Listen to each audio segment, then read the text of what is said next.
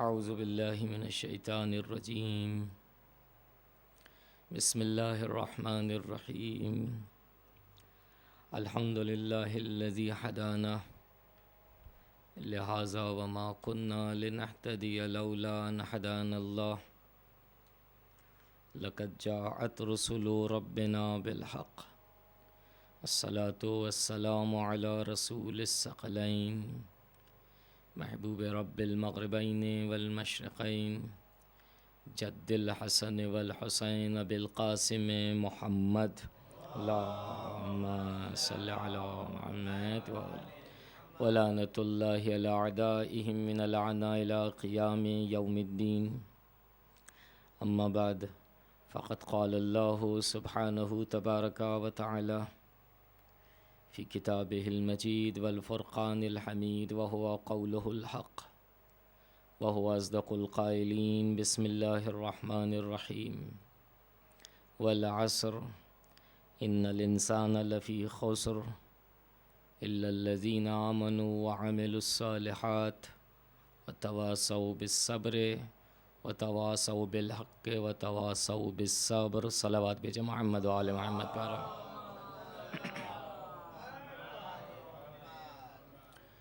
قرآن مجید کا مشہور و معروف سورہ اور اس سورے کی نسبت کم و بیش بلکہ 100% کل بھی عرض ہوا کہ ہم سب کے سب اس کے حافظ ہیں، اگرچہ ہم بہت مصروف کیوں نہ ہوں کسی دوسرے کام میں،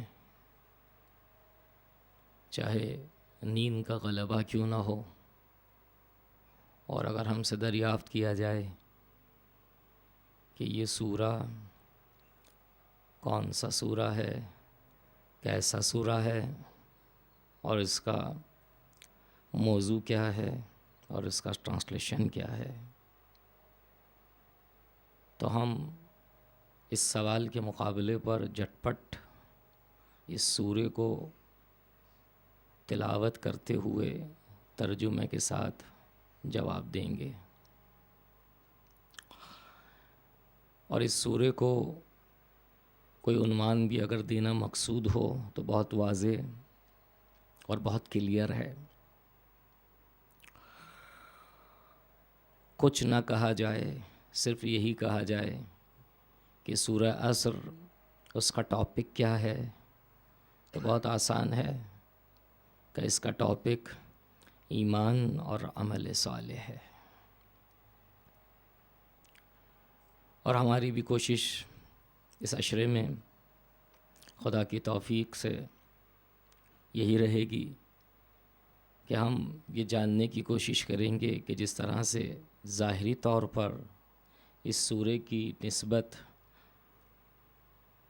عربی جو آیات ہیں اس کے حافظ ہیں، اس کے ٹرانسلیشن سے بھی ہم واقف ہیں، لیکن تھوڑا سا اس فرش ازاں کے طفیل میں ڈیپ میں جانے کی کوشش کریں گے تاکہ معلوم ہو کہ یہ سورہ ہمیں کیا دینا چاہتا ہے، دوسرے الفاظ میں ہم سے کیا گفتگو کرنا چاہتا ہے۔ اس میں کوئی شک نہیں کہ پورا قرآن مجید اگر ہم ایک ایک آیت کو ملاحظہ کریں تو ہر آیت ڈائریکٹلی اور انڈائریکٹلی ہم انسانوں سے خطاب کرتی ہوئی نظر آتی ہے کہ اے عزیز انسان، میں تیری رہنمائی کے لیے بھیجی گئی ہوں۔ ہر آیت اپنے طور پر یہی کہتی ہوئی نظر آتی ہے۔ شرط یہ ہے کہ ہم اور آپ قرآن کی دہلیز پر آئیں اور اسے وہ اہمیت دیں، وہ احترام دیں، وہ وقار دیں کہ جو قرآن کا احترام اور وقار ہے۔ قرآن کی دہلیز عزیزان من وہ دہلیز ہے کہ ہرگز اس دہلیز پر پہنچنے کے بعد یہ قرآن کبھی بھی ہمیں اور آپ کو مایوس نہیں کرتا۔ ہر دم اس کی آرزو یہی ہے کہ اے انسان، اے خدا کی بہترین مخلوق، اے اشرف المخلوقات، خدا نے جانتا ہے مجھے کس کے لیے نازل کیا، کہا تیرے لیے نازل کیا ہے،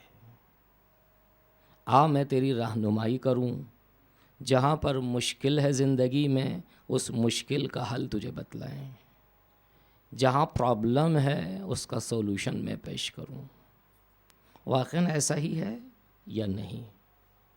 عزیزان من، پورے قرآن مجید کو اگر مختلف حصوں میں ایک اینگل سے تقسیم کیا جائے تو جو بہترین اینگل نظر آتا ہے بیس کے عنوان سے اور بنیاد کے عنوان سے پورے قرآن کو سمجھنے کے لحاظ سے، خداوند عالم نے اسے بھی بیان کیا ہے اور ہمارے سامنے رکھا ہے۔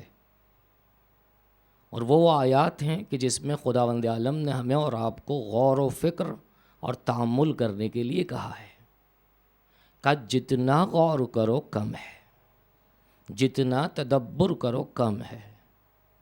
بارہا ایک سوال ہے کہ پوچھے میرے بندے کیا پوچھنا چاہتا ہے؟ بارہا اگر میں تدبر کروں تو کس طرح سے کروں؟ کیا سوچوں؟ کیا فکر کروں؟ تو عجب نہیں کہ خدا کا جواب آئے کہ آیا ہے قرآن مجید میں۔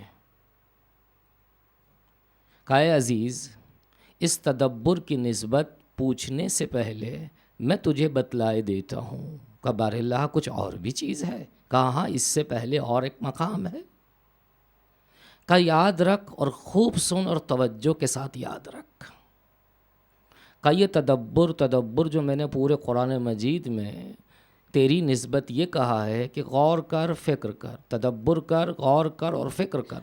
جانتا ہے یہ تدبر کیا چیز ہے؟ یہ فکر کرنا کیا چیز ہے؟ یہ غور و فکر کیا چیز ہے؟ کہ بارہا میں نہیں جانتا کہ یہ کنجی ہے، کنجی، یہ چابی ہے، چابی۔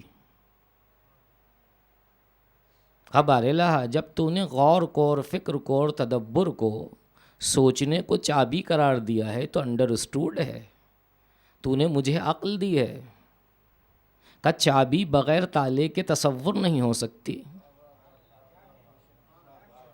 کہ جہاں چابی کا تصور آتا ہے وہاں تالا ضرور آتا ہے۔ اور بارہا تالا جو ہے تو بہتر جانتا ہے کہ کبھی کھلا ہوا ہوتا ہے اور کبھی جو ہے بند ہوتا ہے، تو یہ کہتا ہوا نظر آتا ہے اپنی آیات کریمہ کے ذریعے سے، غور کرو، تدبر کرو، فکر کرو، سوچو سوچو اور سوچو، خوب سوچو۔ بارہا یہ سوچ کیا ہے؟ کہا کلید ہے، چابی ہے، مفتاح ہے۔ بارہا مفتاح بغیر قفل کے اور تالے کے اور لوک کے تصور نہیں ہو سکتی۔ وہ تالا کیا ہے جس میں یہ چابی جا کے لگے گی؟ لیکن بارہا یہ بھی بتلا دے کہ چابی انڈرسٹوڈ وہاں لگائی جاتی ہے کہ جہاں پر قفل اور لاک بند ہو اسے کھولنا ہے، اور اگر کھلا ہوا ہے تو اسے بند کر دیا جائے۔ راز کیا ہے؟ اگر جاننا چاہتے ہیں بلند آواز سے صلوات بھیجے محمد و آل محمد پر۔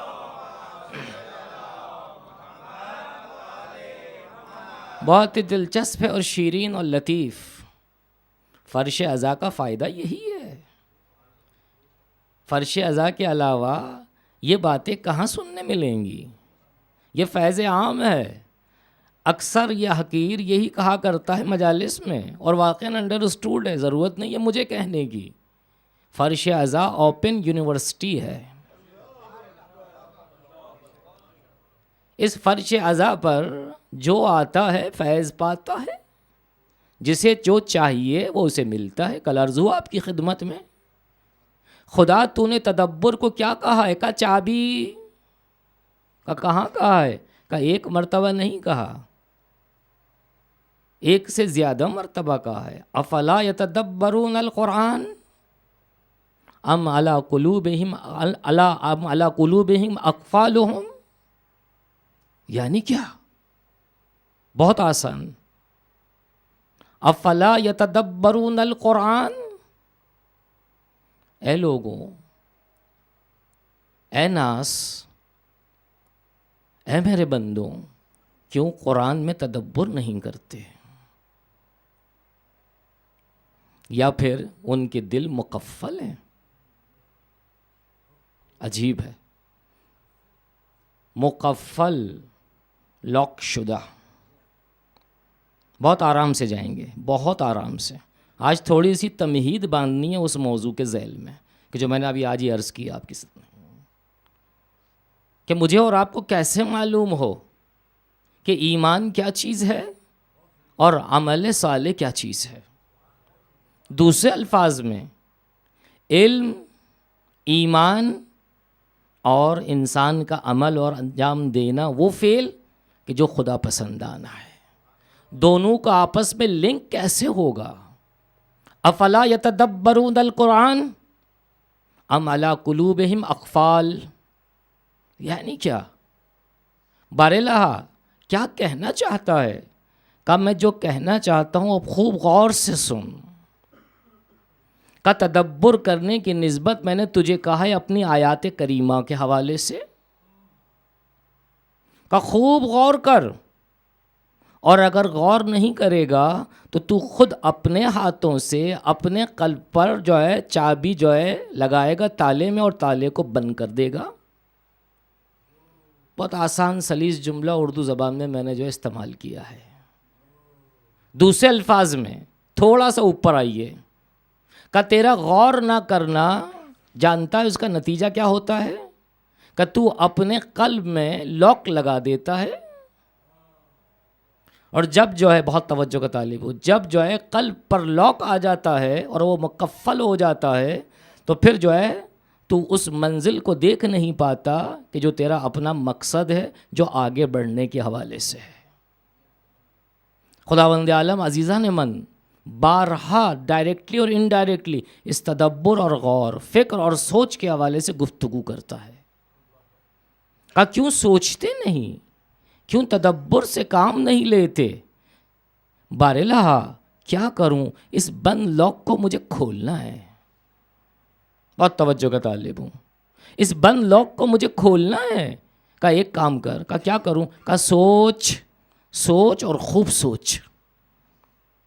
کہ جب تک تو سوچے گا نہیں، اپنے آپ کو زحمت میں نہیں ڈالے گا فکر کرنے کے حوالے سے، اس وقت تک جو ہے یہ تیرا جو ہے قلب جو ہے جو تو نے اپنے ہاتھوں سے بند کیا ہوا ہے بغیر سوچے، اب سوچے گا وہ آہستہ آہستہ کھلنا شروع ہوگا. جیسے جیسے یہ کھلے گا تجھے راستے روشن ملتے چلے جائیں گے. صلوات بھیجے محمد و آل محمد پر.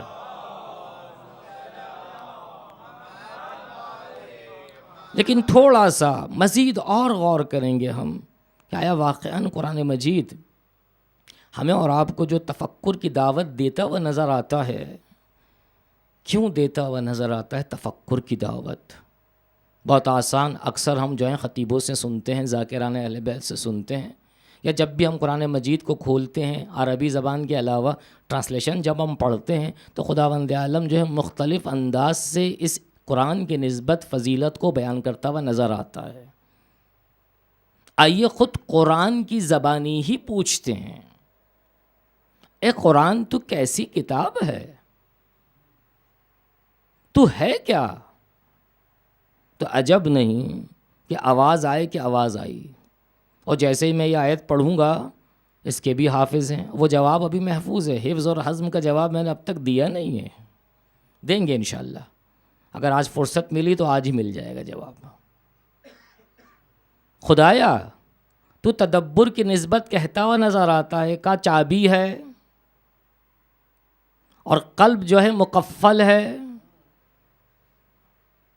کیا؟ کا تو میرے قرآن سے ہی پوچھ لے، خود قرآن تجھے جواب دے گا. اب آئیے سوال کرتے ہیں قرآن کی دہلیز پر آ کر، اے قرآن صرف اتنا بتلا دے تو کیسی کتاب ہے،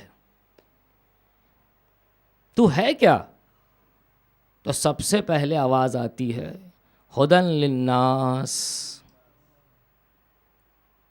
ہدن للناس شہر رمضان الذی انزل فیہ القرآن ہدن للناس وبینات من الہدی والفرقان. سورہ بقرہ. ماہ مبارک رمضان میں اکثر و بیشتر اس آیت کی تلاوت ہوتی ہے تکرار در تکرار کے ساتھ. خداوند عالم کیا کہہ رہا ہے؟ بہت ہی صاف اور ستھرا اور آسان اور سلیس. کہ جانتے ہو یہ قرآن جو ماہ مبارک رمضان میں ہم نے نازل کیا، کہ یہ ہدایت کا سر چشمہ ہے، سر چشمہ. دوسرے الفاظ میں ہم نے کیونکہ قرآن سے سوال کیا ہے تو قرآن ہی جواب دیتا ہوا نظر آتا ہے. کہ اے عزیز انسان، تو نے مجھ سے سوال کیا ہے کہ میں کیا ہوں اور کیسی کتاب ہوں؟ کہ میں ہدایت کا سر چشمہ ہوں. کہ کس کے لیے تو ہدایت کرتی ہے؟ کہ تجھ انسان کے لیے. تھوڑا سا یہاں پر رکیں گے اور تھوڑا سا کھولیں گے، معمولی سا، اور آگے بڑھ جاؤں گا. ہدی للناس وبینات من الہدی والفرقان. 2 مرتبہ ہدایت کا لفظ استعمال ہوا ہے. ہدی للناس وبینات من الہدی والفرقان. دونوں میں ڈفرینس کیا ہے؟ آیا ایک ہی ہے؟ دونوں کی میننگ اور مفہوم صرف اور صرف تاکید کے عنوان سے بیان کیا ہے دوسری مرتبہ، یا دونوں میں ڈفرینس ہے؟ اے قرآن، یہ 2 مرتبہ تو نے ہدایت کا لفظ استعمال کیا ہے اپنے لیے کہ تو ہادی ہے، تو 2 مرتبہ کیوں؟ تو عجب نہیں کہ آواز آئے کہ پہلی مرتبہ میں نے تجھے ہدایت کرنا چاہا ہے. اگر تو میرے دروازے پر آ اور دق الباب کر اور تو پوچھ، اور یہ جاننے کے لیے پوچھ کہ خدا کون ہے اور میری حقیقت کیا ہے. کب میں جو ہے تجھے باقاعدہ مدلل دلیل کے ساتھ جواب دوں گی، ایسی کتاب ہوں میں. آسان الفاظ میں پہلی جو مرتبہ جو ہدایت کا لفظ استعمال ہوا ہے وہ اصول دین کے حوالے سے ہے. ائمہ طاہرین اطہار کی روایات موجود ہیں کہ پہلی مرتبہ جو خدا کا لفظ استعمال ہوا ہے کہ اس سے مراد اصول دین، اصول دین، اصول دین ہے. اصول دین آسان زبان میں کہ دین کی بنیادوں کو بیان کرنے والی یہ کتاب ہے. کہ اس بنیاد کو ہموار کرنے کے بعد اس پر توجہ کا طالب ہوں. جو عمارت تم تعمیر کرو گے اپنے عمل کے ذریعے سے، وہ دوسری مرتبہ جو خدا کا لفظ استعمال ہوا ہے اس سے مراد فروع دین ہے. صلوات بھیجے محمد و آل محمد پر.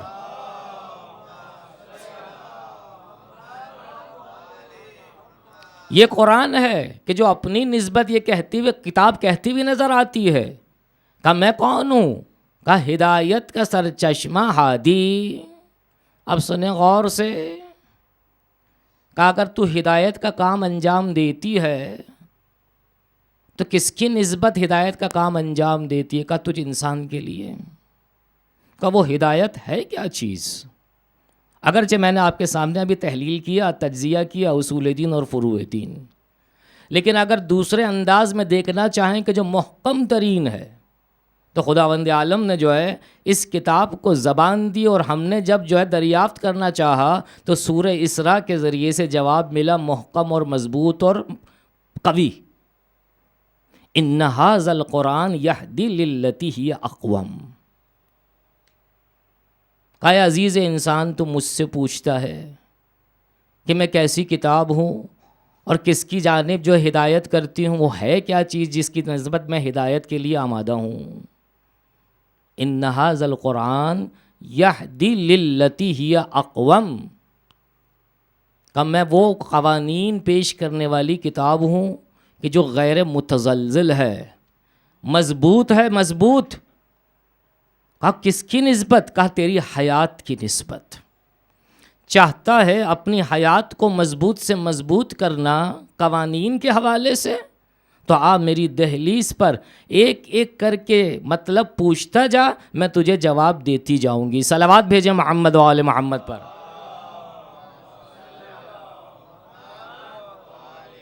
تمہیدی مرحلے سے عزیزان من ہم گزر رہے ہیں تاکہ معلوم ہو کہ والعصر ان الانسان لفی خسر الا الذین آمنوا وعملوا الصالحات ہے کیا چیز. جب تک ہم اس تمہیدی مرحلے سے گزریں گے نہیں عزاداروں، ٹائم کا جو ہے ضیاع نہیں ہے، ٹائم پاس کرنا مقصود نہیں ہے ہرگز. ہر کام پراپر چینل کے ذریعے سے ہونا چاہیے. آپ لوگ آئے ہیں دروازے سے، مین گیٹ سے، مین گیٹ کے بعد ایک، اس کے بعد ایک دوسرا دروازہ، پھر تیسرا دروازہ، پھر یہاں پہنچ گئے. لیکن اگر کوئی ڈائریکٹ آنا چاہے، مشکل در مشکل ہے، وہ خود الجھ جائے گا. اور جب سوال کیا جائے کیسے، تو جواب دے نہیں پائے گا. قرآن مجید بھی یہی ہے عزیزان من. قرآن مجید یہ کہتا ہے کہ پہلے پہلی چیز ہو، پھر دوسری چیز ہو، پھر تیسری. بالآخر تمہیں منزل پر پہنچنا ہے یا نہیں؟ کہا کیوں نہیں پہنچنا ہے؟ کہا اس قرآن سے پوچھو کہ ان ھذا القرآن یہدی للتی ہی اقوم. کہا پہلے اپنی زندگی کی بنیادوں کو ہموار کرو. اے قرآن وہ بنیاد ہے کیا چیز؟ کہا اگر چاہتا ہے تو میری دہلیز پر قدم رکھ تو میں تجھے بتلاؤں گی. کہا وہ قوانین ہے کیا چیز، اور کتنے قوانین ہیں؟ صلوات بھیجے محمد و آل محمد پر.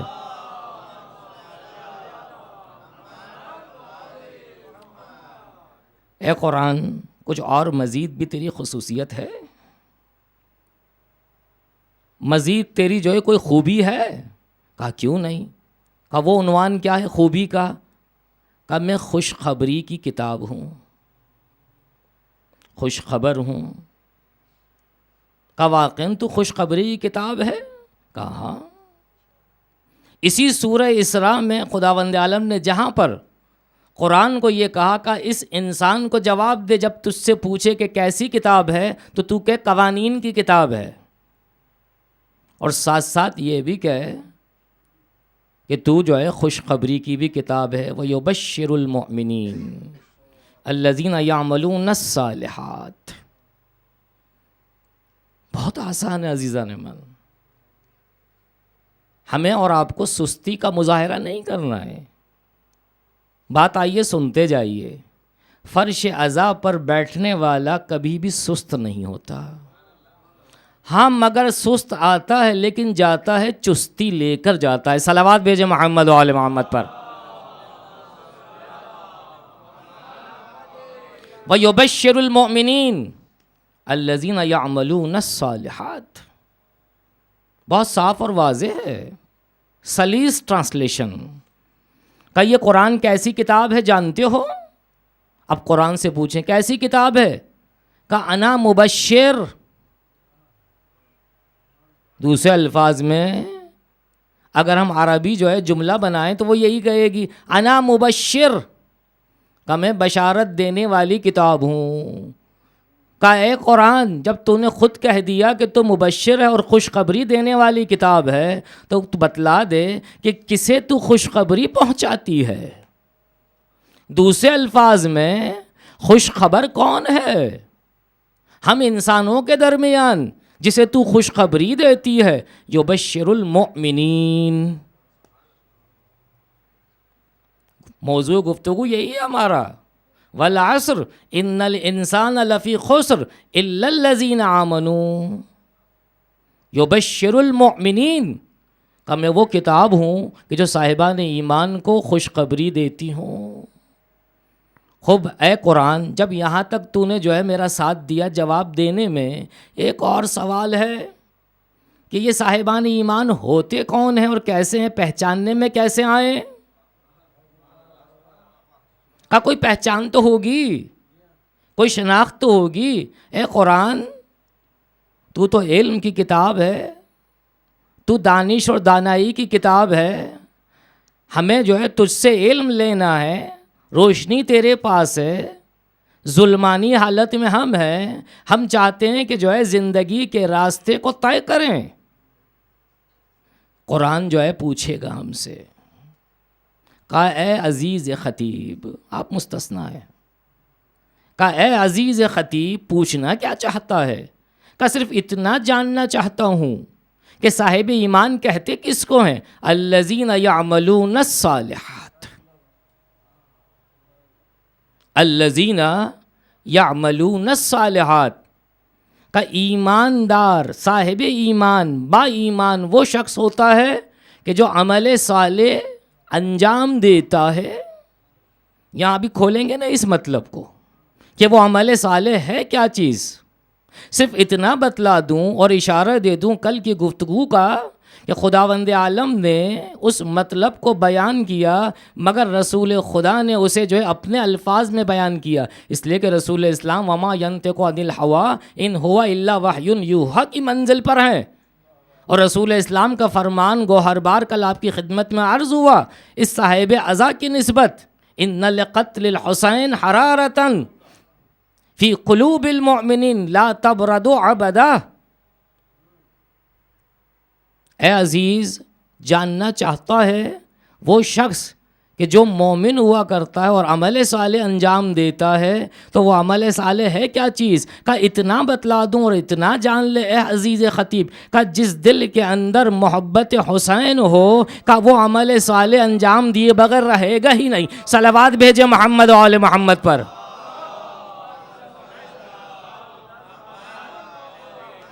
وہ عمل صالح انجام دیے بغیر رہے گا ہی نہیں۔ جو حسین سے وابستہ ہو جائے بھلا کیسے ممکن ہے کہ نیک عمل انجام نہ دے؟ کہ حسینی دوسرے الفاظ میں کون ہوا کرتا ہے؟ کہ با ایمان۔ کہ حسینی حسینی ہو ہی نہیں سکتا جب تک مومن نہ ہو۔ دونوں کا آپس میں چولی اور دامن کا ساتھ ہے، بہت آسان کر دیا، مگر کہیں دیکھا ہے کہ دامن الگ ہو اور چولی الگ ہو؟ سوال ہی پیدا نہیں ہوتا۔ اردو ادبیات میں یہ کہا جاتا ہے اس وقت کہ جب دو چیزیں آپس میں پیوستہ ہوں تو اسے سمجھانے کے لیے یہ محاورہ بیان کیا جاتا ہے کہ چولی اور دامن کا ساتھ، چولی اور دامن کے ساتھ۔ کہ مولانا کہنا کیا چاہ رہے ہیں؟ کہ میں کیا کہوں گا، قرآن کہتا ہوا نظر آتا ہے کہ جو ایماندار ہوتا ہے، با ایمان ہوتا ہے، مومن ہوتا ہے، اس کی پہچان کروانا چاہتا ہے وہ۔ کہ پہچان کیا ہے اس کی؟ کہ عمل صالح انجام دیے بغیر رہتا نہیں، جبکہ رسول اسلام نے کل کہہ دیا کہ مومنین کے قلوب ٹھکانہ ہے شہادت حسین کی حرارت کے حوالے سے۔ صلوات بھیجے محمد و آل محمد پر۔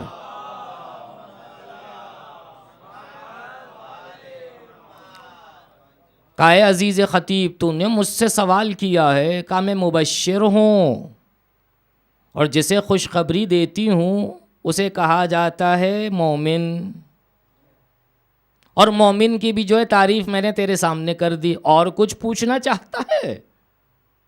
کہا کیوں نہیں، ایک اور سوال کا جواب دے دے، جب اتنا جو ہے تو نے میرا ساتھ دیا ہے۔ کہ کیا پوچھنا چاہتا ہے؟ کہ تو نے یہ کہا کہ خوشخبری دیتا ہے تو، قرآن ایسی کتاب ہے کہ خوشخبری دینے والی ہے اور مومنین کو خوشخبری دیتی ہے تو، وہ خوشخبری ہے کیا؟ یا روکیں گے تھوڑی سی دیر کے لیے، بہت آرام سے گفتگو کر رہے ہیں، نہ سمجھے میں مجلس پڑھ رہا ہوں، نہ سمجھے آپ مجلس سن رہے ہیں، آپس میں ڈسکشن کرتے ہیں۔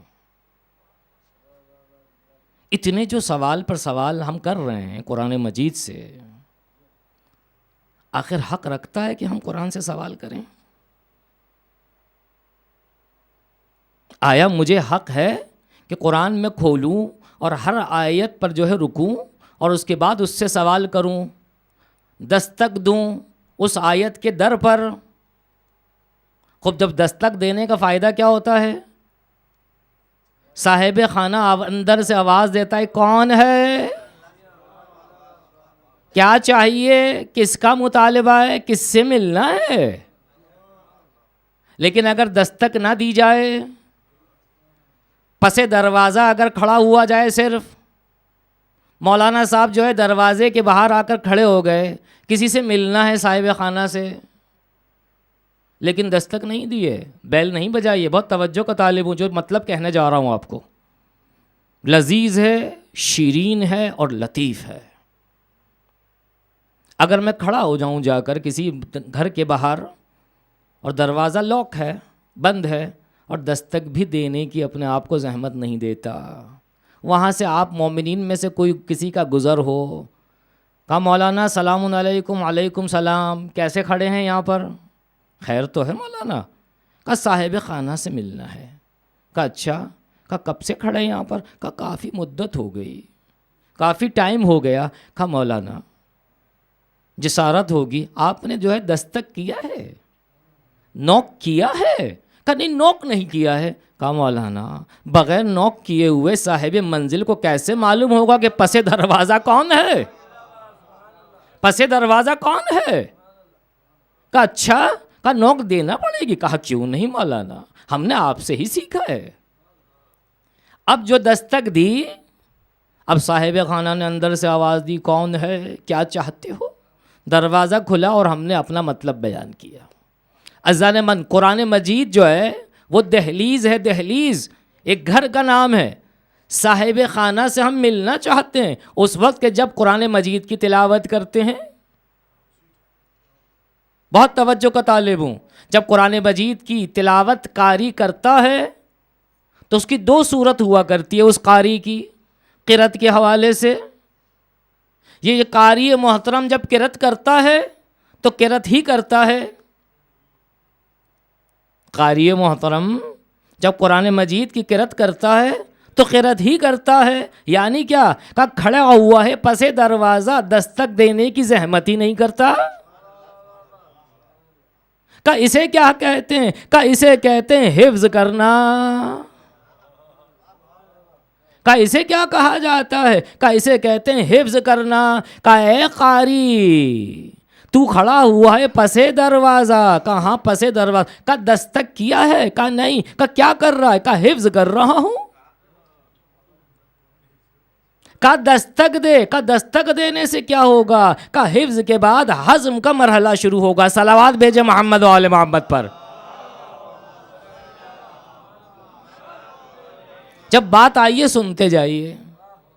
حفظ میں اور ہضم میں فرق ہے. آج تھوڑا سا کھول لیتے ہیں، کل وعدہ دیا تھا. آج بھی آپ کو مایوس کرنا نہیں چاہ رہا، چاہتا ہوں کہ اس کو بیان کروں. بلند آواز سے صلوات بھیجے محمد و آل محمد پر. دو لفظ ہیں حفظ اور ہضم. حفظ سے ہوتا ہے حافظ، ہضم سے ہوتا ہے ہاضم. ہمیں اور آپ کو روزانہ بھوک لگتی ہے نہیں لگتی؟ لگتی ہے. کیوں نہیں لگتی؟ مولانا آپ کو نہیں لگتی. کیوں نہیں لگتی؟ مولانا کو پہلے لگتی ہے.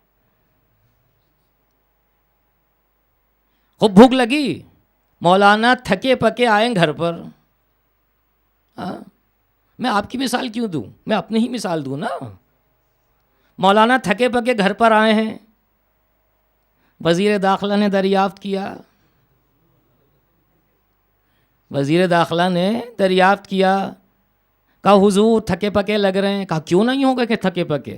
کہا صبح سے نکلے تھے کام کاج کے لیے، اب آئے ہیں، کچھ پکا ہوا ہے؟ کہا ذرا سا انتظار کر لیجئے. کہا نہیں مجھ سے انتظار نہیں ہوتا، بس چند دقیقے. کھانا پیش کیا گیا. للہ بتائیے یہ حضور جو ہیں تشریف لائے گھر پر، اور وزیر داخلہ نے جو کھانا پیش کیا اس کے بعد جو ہے کیا ہوا؟ اس وزیر داخلہ نے اندازہ یہ لگایا تھا کہ موصوف کو اتنی بھوک لگی ہے کہ اب اس کھانے سے جان نہیں چھوڑائیں گے بلکہ کھاتے رہیں گے. ہے نا ایسا ہی؟ عجیب منظر ہے. ذہن میں جو ہے ایک روایت جو ہے گردش کر رہی ہے، لیکن اس وقت میں بیان نہیں کروں گا، اسے پہلے سن لیجئے ورنہ یہ بات آئی گئی ہو جائے گی. کہ کھانا کھایا موصوف نے، ٹھیک ہے، لیکن جو ایک حد آتی ہے عزیزوں، اس کے بعد کیا کرتے ہیں ہم؟ کہا اس کھانے کو اٹھا لو یا ہم اٹھ جاتے ہیں. دو میں سے ایک کام ہوگا. اٹھ گئے، لیکن اتنے شوق اور ذوق سے، بہت توجہ کا طالب ہوں، نتیجہ دینا ہے، اتنے ذوق اور شوق سے ہم بھوک کے عالم میں کھانا کھاتے ہیں کہ نتیجہ کیا نظر آتا ہے، اثر کیا نظر آتا ہے؟ محسوس ایسا ہوتا ہے کہ موصوف اپنے شکم کے اندر جو کھانا لے کر گئے ہیں اب اسے دل دیا ہے، اس سے جان نہیں چھوڑائیں گے. ایسا ہی ہے نا؟ کتنے شوق سے کھانا کھایا ہے، لیکن چند گھنٹے گزرے نہیں، موصوف یہاں سے وہاں ہو رہے ہیں. کہا حضور کیا کیفیت ہے یہ؟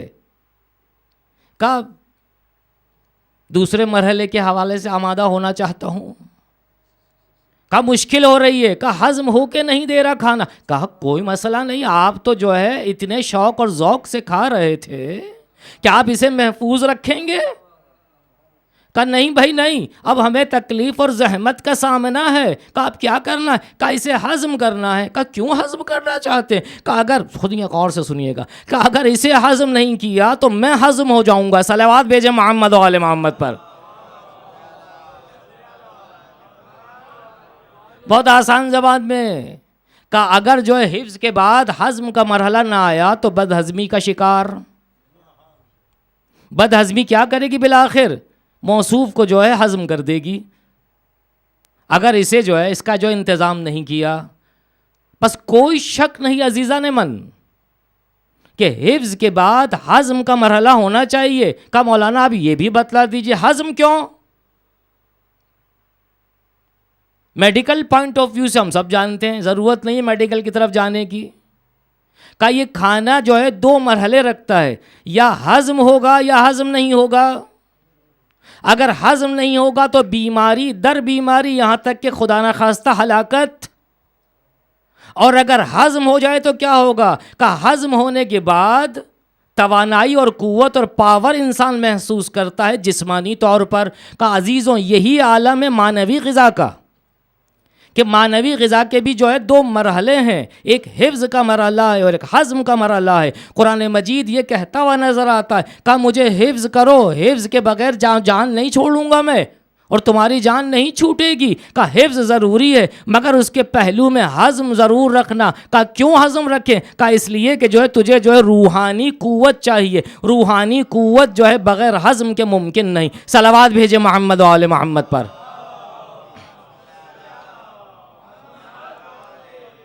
روحانی تقویت عزیزوں، معنوی تقویت بغیر ہضم کے ممکن نہیں.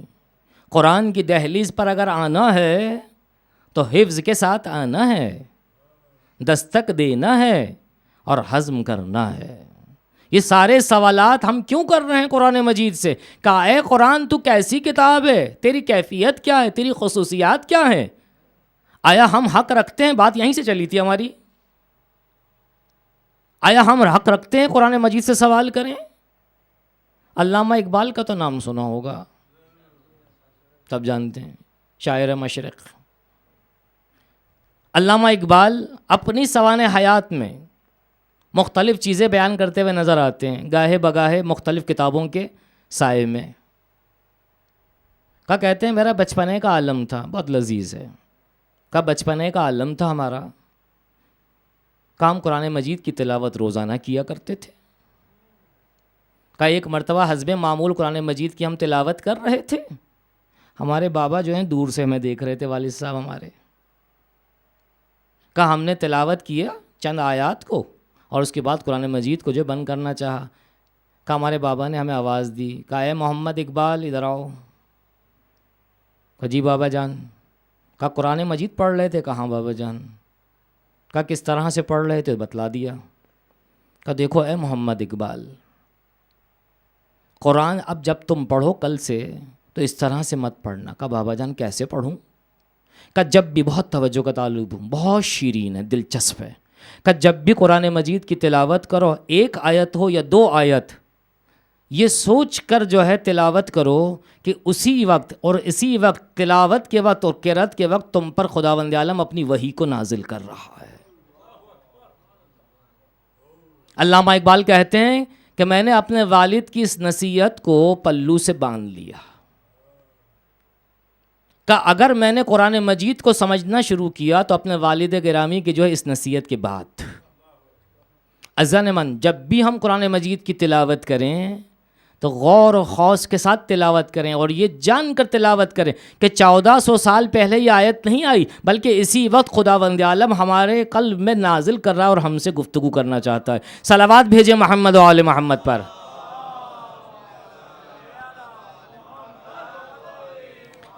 یہ ہے قرآن.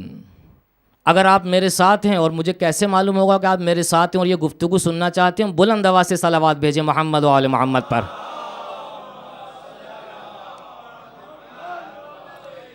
بس 1 آیت کا اور حوالہ دوں گا، باقی باتیں کل. یہ تمہیدی گفتگو ہے ساری، مگر اصلی گفتگو ہے، اس کے بغیر چارہ نہیں ہے. اے قرآن تو کیسی کتاب ہے؟ اے خطیب اب بھی اطمینان نہیں آیا. کہا نہ کچھ اور بتا تاکہ تحرک آئے, تاکہ آمادگی ہو. کہا جاننا چاہے گا, کیوں نہیں. عجب نہیں کہ آواز آئے کہ آواز آئی. کہا میں طبیب حاذق ہوں. یہ تو سلیس اردو زبان میں ہے. ہم اپنی جو زبان جو استعمال کرتے ہیں کہ اردو میں انگلش بھی آ گئی ہے. کا بہترین ڈاکٹر, ماہر ڈاکٹر. ڈاکٹر دو قسم کے ہوتے ہیں, طبیب دو قسم کے ہوتے ہیں. ایک مرتبہ طبیب ایسا ہے کہ جو ہم سے دریافت کرتا ہے مریضوں سے. کہا کیوں آئے ہو بھائی. کہا ڈاکٹر صاحب کیوں آتا ہے آپ کے پاس کوئی مریض ہوگا تو آئے گا نا. کہا کیا مرض ہے. کہا یہ بھی پوچھنے کی بات ہے, آپ ڈائگنوز کریں, آپ دیکھیں. تو عجب نہیں کہ جو ہے وہ جواب دے. کہا بھائی اپنی فیلنگز بتا دو. ایسا ہی ہوتا ہے نا, اپنی فیلنگز بتا دو, کیا ہو کیا رہا ہے. اس کے بعد جو ہے وہ جوڑ توڑ کر کے جو ہے وہ ڈائگنوز کرتا ہے. اب میں جاؤں گا نہیں, بات لمبی ہو جائے گی. اس کے مقابلے پر ایک طبیب اور ہوا کرتا ہے. وہ کون. کا ماہر طبیب, حاذق طبیب. کا اس کی نشانی کیا ہے. فوراً جو ہے ہمارا اور آپ کا ہاتھ نبض پر جو ہے رکھتا ہے اپنا ہاتھ اور دیکھنا شروع کرتا ہے, بتلاتا ہے 1 2 3 یہ مرض ہیں آپ کو. کہا ماشاء اللہ ڈاکٹر صاحب آپ. یہاں کے بعد وہ آگے جاتا ہے. کہا دیکھو تمہارا مرض یہ ہے, غور سے سنیے گا, کیونکہ قرآن نے اپنے نسبت یہ کہا ہے خود. کہا وہ طبیب ہے, لیکن ہمیں جاننا ہے کہ کیسا طبیب ہے. جسمانی امراض کے جو ڈاکٹرز ہوتے ہیں اگر ماہر سے ماہر ہو تو کہاں تک اس کی مہارت جائے گی. وہ ہمارے لیے جو ہے طبیعت جو ہماری خراب ہے, ناساز ہے, ہمارے مرض کو ڈائگنوز کرے گا اولاً. اس کے بعد ہمیں جو ہے کہے گا, نسخہ دے گا کہ اس مرض کا علاج یہ ہے. 2 تیسرا مرحلہ یہ ہے کہ وہ جو ہمیں میڈیسن جو دے گا کہ یہ یوز کرتے رہو گے تو انشاءاللہ خدا شفا دے گا. لیکن للہ بتائیے کہ یہ ماہر ڈاکٹر ضمانت لے گا 100% کہ میرے اس علاج کو پراپر جو ہے انداز میں چلاؤ اپنی بیماری کے مقابلے پر, اور یہ دوائیاں یوز کرو, 100% میں گارنٹی دیتا ہوں کہ آپ جو ہے شفا پا لیں گے. ہرگز ہرگز, ولو کتنا ہی ماہر کیوں نہ ہو, لیکن آخری مرحلے پر آ کر جھول ہوگا. کب عین ممکن ہے کہ تم شفا پا جاؤ اور عین ممکن ہے کہ شاید شفا نہ ملے.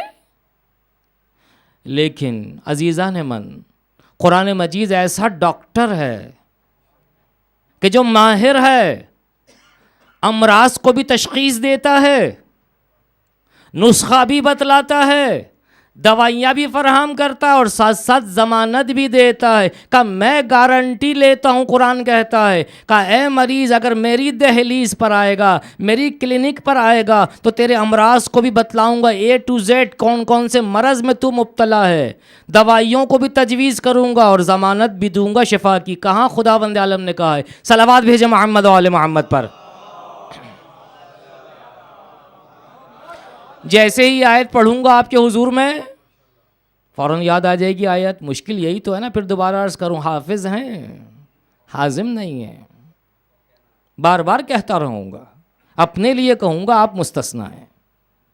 خدا کیا کہتا ہے سورہ اسراء میں آواز آئی, وَنُنَزِّلُ مِنَ الْقُرْآنِ مَا هُوَ شِفَاءٌ وَرَحْمَةٌ لِّلْمُؤْمِنِينَ وَلَا يَزِيدُ الظَّالِمِينَ إِلَّا خَسَارًا. یہاں آج کی حد تک ہم رکیں گے. جب آیت ہم نے جو ہے آپ کے سامنے پڑھ دی تو سلیس ٹرانسلیشن کا, اے عزیز خطیب جانتے ہو ہم نے قرآن کو کس لیے نازل کیا. وَنُنَزِّلُ مِنَ الْقُرْآنِ مَا هُوَ شِفَاءٌ. یہیں رکیں گے تھوڑی سی دیر کے لیے. کہ ہم نے جو ہے قرآن کو نازل کیا شفا کے عنوان سے. للہ بتائیے عزاداروں, شفا کا لفظ کب استعمال ہوتا ہے اور کس کے مقابلے پر استعمال ہوتا ہے. اگر میں آپ سے پوچھوں یا آپ مجھ سے پوچھیں, مولانا شفا پا لی آپ نے, آپ جو کچھ عرصے پہلے کیا تھے, بیمار. خدا کیا کہہ رہا ہے؟ وَنُنَزِّلُ مِنَ الْقُرْآنِ مَا هُوَ شِفَاءٌ، انڈرسٹوڈ ہے شفا در مقابل مرض کے اور بیماری کے استعمال ہوتا ہے۔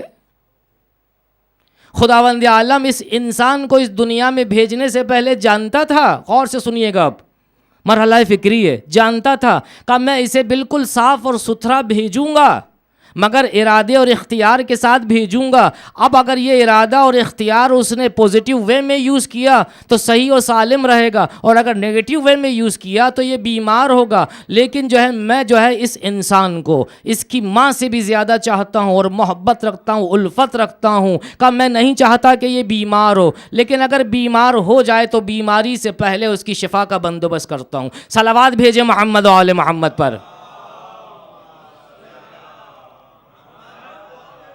وَنُنَزِّلُ مِنَ الْقُرْآنِ مَا هُوَ شِفَاءٌ، لیکن اس کے فوراً بعد کیا کہا؟ وَرَحْمَةٌ لِّلْمُؤْمِنِينَ۔ عجیب ہے، شفا کا ایک لفظ اور رحمت اس کے مقابلے پر، جبکہ مقابلہ نہیں ہے، ترتیب ہے، ترتیب۔ قرآن فہمی ہے نا، فرش ازا یعنی قرآن فہمی کی کلاس۔ کیسے معلوم ہو کہ قرآن ہم سمجھے یا نہیں سمجھے، کہ فرش ازا پر آئے ہیں یا نہیں آئے؟ کیوں آپ کہہ رہے ہیں کہ نوک نیزہ پر جس نے بلند ہو کر، جس سر نے جو ہے قرآن مجید کی تلاوت کی، کہ جسم سے سر جدا ہو گیا، مگر قرآن جدا نہیں ہوا۔ وَنُنَزِّلُ مِنَ الْقُرْآنِ مَا هُوَ شِفَاءٌ وَرَحْمَةٌ لِّلْمُؤْمِنِينَ۔ مرحلہ فکریہ ہے، آج کی حد تک یہاں پر آ کر رک گیا، مگر آئیے اس منزل پر چلتے ہیں کہ جب سید الشہداء کا نام نامی آیا اور نوک نیزہ پر بلند ہونا آیا۔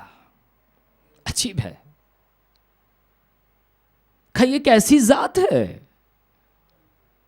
یہ کیسا قاری قرآن ہے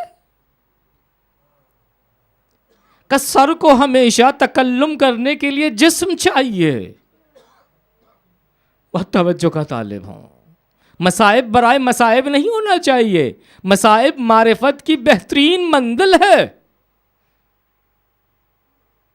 سر حسین نوک نیزہ پر بلند ہو کر اور تلاوت کر کے بتلا رہا ہے کہ اے خطیب، تو نے ظاہری جسم کو ملاحظہ کیا ہے، کہ ہم نے جو ہے قرآن کو جو جانا ہے کہ روحانی جسم کے ذریعے سے جانا ہے، کہ قرآن مجھ سے پیوست ہے اور میں قرآن سے پیوست ہوں، ولو میرا جسم ٹکڑے ٹکڑے کیوں نہ کر دیا جائے، پھر بھی جو ہے میرے لبوں کو حرکت محسوس کرو گے تم اے خطیب، اور جو ہے سورہ کہف کی تلاوت کرتا رہوں گا۔ عزاداروں، خدا ہمیں کسی غم میں نہ رلائے سوائے غم اہل بیت کے، جزاکم ربکم۔ ہمیں کسی سے جزا نہیں چاہیے، صرف خدا سے جزا چاہیے اس اہل بیت کے صدقے میں۔ سر حسین نے نوک نیزہ پر بلند ہو کر یہ بتلایا، ہم میں اور قرآن میں کوئی جدائی نہیں، اہل بیت اور قرآن کبھی دو نہیں ہو سکتے، ایک ہی ہے۔ عزاداروں، میرے مولا نے اپنی جان کا جو ہے نذرانہ پیش کیا، تمام آوان و انصار کو بھیجنے کے بعد، تمام اعزاء اور اقرباء کو بھیجنے کے بعد۔ عجیب ہے، لیکن جب یہ نوک نیزہ پر سر بلند ہوا ہے نا عزاداروں، دو جملے صرف مصیبت کے عرض کروں گا تاکہ ہم مصاب ہو سکیں۔ میرے اور آپ کے مولا کا جب آخری وقت آیا ہے، سب کو روانہ کرنے کے بعد آواز نصرت کو بلند کیا، آواز استغاثہ کو بلند کیا، حل من ناصر ینصرنا، حل من مغیث یغیثنا۔ یمیناً دیکھتے ہیں، شمالاً دیکھتے ہیں، کوئی بھی یاور و مددگار باقی نہ رہا۔ ہاں شیخ عباس قمی علیہ رحمہ اپنی کتاب میں ایک فٹ نوٹ لکھتے ہیں اور کہتے ہیں کہ جیسے ہی آواز نصرت بلند ہوئی گنج شہیدہ سے، کہ جہاں لاشیں را کر جمع کیے تھے میرے اور آپ کے مولا نے، کٹی ہوئی گردنوں سے آواز آنا شروع ہوئی، اے آقا و مولا، خدا نے ایک جان دی تھی جو ہم نے آپ پر قربان کر دی، اگر اس کے بعد بھی 1000 جانے دیں تو ہم قربان کرنے کو تیار ہیں۔ اے مولا و آقا، ہم مجبور ہیں، آپ کی نصرت نہیں کر سکتے۔ عزاداروں، سنو، میرے مولا نے اس کے بعد اپنے آپ کو ذوالجناح پر سوار کیا اور اپنی راہ لی، اور آخری جب منزل آئی تو جناب زینب اولیاء کو ماجایا دکھائی نہ دیا، مقتل رقم کرتا ہے عزیزوں۔ ایسے میں جناب زینب اولیاء دوڑتی ہوئی اس خیمے کی طرف آتی ہے کہ جہاں پر آپ کا بھتیجا سید سجاد موجود ہے۔ کہا ہے سید سجاد تمہارا بابا دکھائی نہیں دیتا، ذرا آؤ پھوپھی کی مدد کرو۔ سید سجاد نے کہا اے پھوپھی جان ذرا مجھے سہارا دیجئے، سہارا دیجئے۔ سید سجاد کو سہارا دیا گیا، خیمے سے باہر لے کر آئیں۔ میرے مولا نے سید سجاد نے ایک مرتبہ دیکھنا شروع کیا، افق کی طرف جب دیکھا تو ایک مرتبہ پھوپھی سے کہا اے پھوپھی جان ذرا افق پر ملاحظہ کیجئے، نوکے نیزہ اور بابا کا سر۔ الا لعنت اللہ علی القوم الظالمین وسیعلم الذین ظلموا ای منقلب ینقلبون۔ خداوندان ہماری اس قلیل عبادت کو قبول فرما، خداوندہ ہمارے گناہوں کی مغفرت فرما، اعمال صالحہ بجلانے کی توفیق عطا فرما، جو پریشان حال ہیں ان کی پریشانیوں کو دور فرما، جو مقروض ہیں انہیں قرض سے سبکدوشی عطا فرما، بار الہ جو بیمار ہیں انہیں بیمار کربلا کے صدقے میں شفاء عاجل اور صحت کامل عطا فرما، بار الہ جو مرحوم ہو چکے ہیں ان کی مغفرت فرما، انہیں محمد و آل محمد کے ساتھ محشور فرما، بار الہ شہدائے ملت کو شہدائے کربلا کے ساتھ محشور فرما، جو حج زیارات کے متمنی انہیں حج زیارات سے مشرف فرما، امام زمانہ کی ظہور میں تعجیل عطا فرما، ہمیں ان کے اعوان و انصار میں شامل فرما۔ ربنا تقبل منا انک انت السمیع العلیم۔